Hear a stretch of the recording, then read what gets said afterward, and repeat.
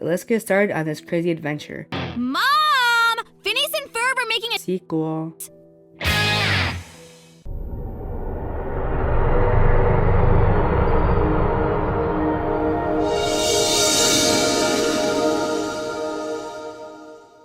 It's been a decade since the show ended, unless you count Phineas and Ferb in the movie Candace Against the Universe, released on August 28th of 2020.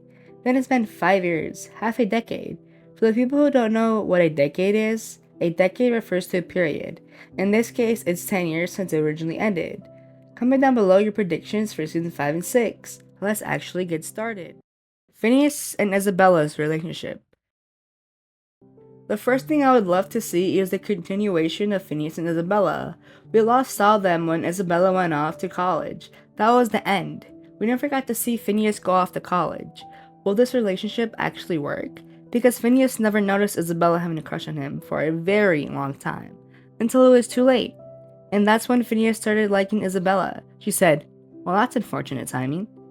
Well, they did kiss at the end, so we do know they have a thing for each other, but the question is, will they actually have a future together? Only time will tell, and I hope the creators take this path because that would be an epic way to end the show. Ferb and Vanessa's relationship.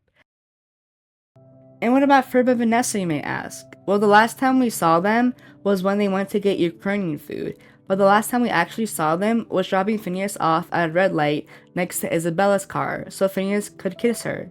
This wasn't originally in the script. It was supposed to end when Isabella drove off to college, but one of the creators, Dan Povenmire, went back home, reviewed the footage, and said, "I think we deserve a kiss." So last minute, he arranged time to end off as what we see now. Will Ferb and Vanessa's relationship actually work? Not just talking about their age gap, some people just say it's a number. Vanessa has had countless relationships with other people, so I'm kinda curious if she'll go back to them or stay with Ferb. Only time will tell. Dr. Doofenshmirtz becoming a good guy. We have seen Doofenshmirtz work with Perry before, when he joined the OWCA. He qualifies because he was raised with ocelots. How does that make sense?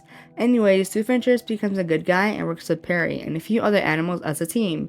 These characters are Maggie the macaw, Harry the hyena, Karen the cat, and of course, Perry himself. Of course, Doofenshmirtz is not good at being good. He accidentally fires a missile and destroys Perry's home. He was devastated, and everyone lost their trust in him.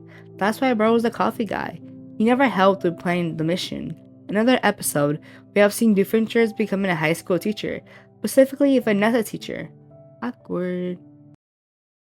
Candace and Jeremy. I hope they get married. That's all I gotta say.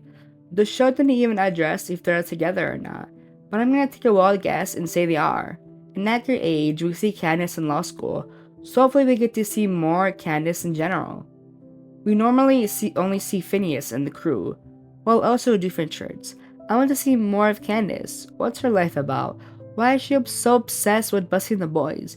So many answers lead to more questions. Hopefully Dan Povenmire and Jeff Zombie Marsh answer these empty gaps. I'm so excited for season 5 and 6. Let me know if y'all want another video so I can keep y'all updated. That's gonna wrap it up on the Darkness Show. See y'all on the next one.